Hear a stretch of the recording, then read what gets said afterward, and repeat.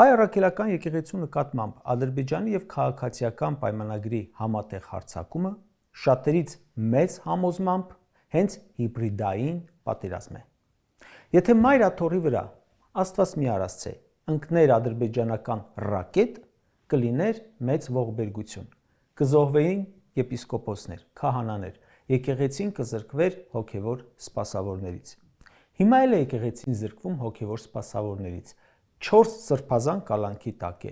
Հոգևորականներին Նիկոլ Փաշինյանի ցուցումով այցելում է ԱԱԾ-ն ու սպառնում։ Արշակ սրբազանի նկատմամբ կեղտոտ տեխնոլոգիաներ բանեցրին, թե սան չեն կարողանում հնազանդեցնել, հիմար մեղադրանք ներկայացրին ու տարան կալանքի։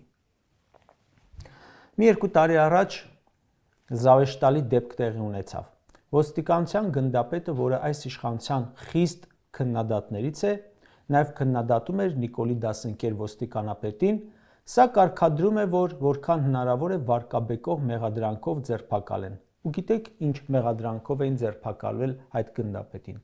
Կոֆե վարկա գողանալու։ Կարևորը վարկաբեկելն էր։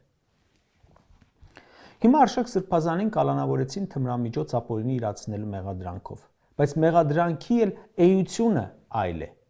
Ասում են 2018 թվականին կաթողիկոսի դեմ այն խուլիգանական ակցիայի մասնակիցներից մեկի ուսապարկում պլան է գցել։ Պատկերացնում եք։ Ինքն անձամբ ըստ մեղադրանքի